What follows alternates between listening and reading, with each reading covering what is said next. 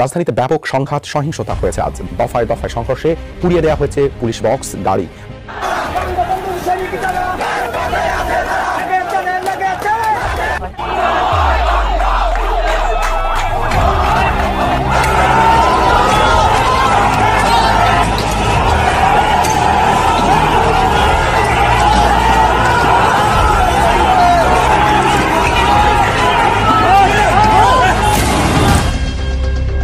পাঁচই আগস্ট এবার ছাত্রলীগ ও আওয়ামী লীগের কঠিন অ্যাকশন। আওয়ামী লীগের তাণ্ডবে অচল ঢাকার রাজপথ, আইনশৃঙ্খলা রক্ষাকারী বাহিনীর সাথে ত্রিমুখী সংঘর্ষ।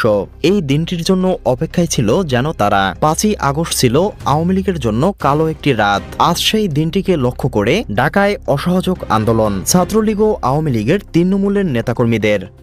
দুটি যানবাহনকে ভাঙচুর করেছে, শুধু ভাঙচুর করেছে তা না, আগুন দিয়েছে। ইভেন উদ্দেশ্যপ্রণীত এবং বিনা উস্কানিতে এইটুকু আমি বলতে পারি। আমরা আমাদের পুলিশের বেশ কয়েকজন পুলিশ সদস্য আহত আছে, প্রায় 8-10-12 জন।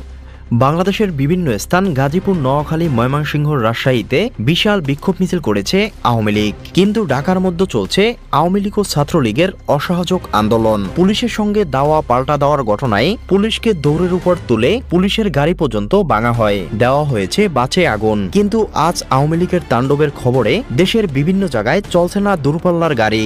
আওয়ামী লীগ কি এবার হারে হারে টের পাচ্ছে ইউনূস প্রশাসন? এবার ইউনূসের পতন না হওয়া পর্যন্ত আন্দোলন চালিয়ে যাওয়ার ঘোষণা দিল ক্ষমতাচ্যুত আওয়ামী লীগের নেতাকর্মীরা। এ বিষয়ে কি বলছে বিশ্লেষকরা? বিস্তারিত জানতে সম্পূর্ণ ভিডিওটি দেখতে থাকুন।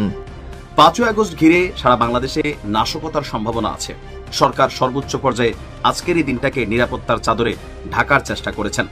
এখন যখন এই নিউজ আসছে, ছাত্রদলের নেতা যখন বারবার বলছিলেন যে বাইকে এসে একটা মারার মধ্যেই 2-1টার পরে আবার তিনি বলছেন একটা মারার পরেই আমরা দৌড়ে আসছি, এরা পালাইয়া চলে গেছে।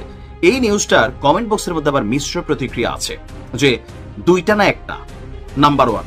নাম্বার 2 হচ্ছে এরা যে ছাত্রলীগের নেতাকর্মী ছিল, কিভাবে এটা আপনারা শিওর হয়েছেন? মানে আওয়ামী লীগের যারা অনুসারী তারা যেটা বলার চেষ্টা করছে যে আসলে এই ককটেলকে আওয়ামী লীগ মারছে, নাকি ছাত্রদল নিজেই মাইরা ঘটনাকে টুইস্ট আনছে, নাকি অন্য কোনো সংগঠন আওয়ামী লীগকে বদনাম করার জন্য এই ধরনের ঘটনা ঘটাইছে, নাকি অরিজিনালি আওয়ামী লীগ দুঃসাহস দেখিয়ে এই ঘটনা ঘটানোর সাহস দেখিয়েছে। এখন বিভিন্ন মিশ্র প্রতিক্রিয়া, দলভেদে, মতভেদে। তবে জনগণের চিন্তা কি?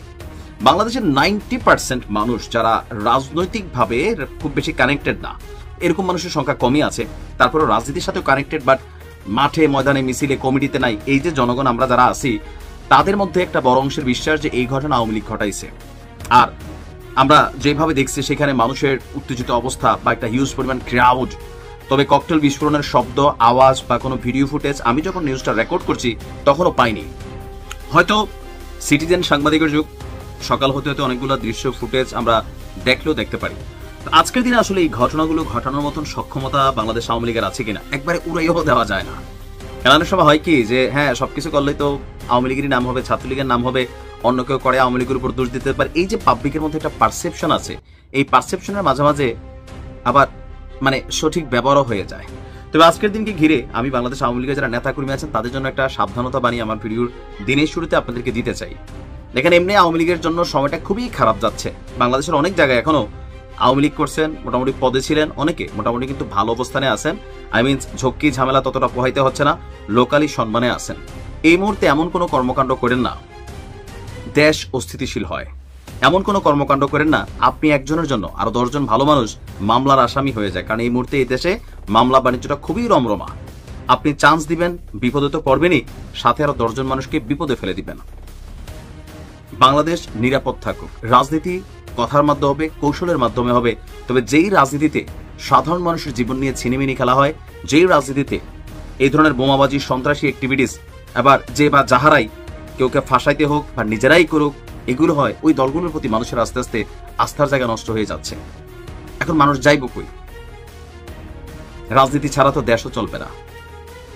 আজকে 5ই আগস্ট এই দিনটাতে এমন কোনো ঘটনায় জড়িত হবেন না যেন আপনার জন্য বিপদ ডেকে আনে, দলের জন্য বিপদ ডেকে আনে, সাধারণ যারা মানুষ আছেন তাদের জন্য বিপদ ডেকে আনে। ভালো থাকুন। আসসালামু আলাইকুম।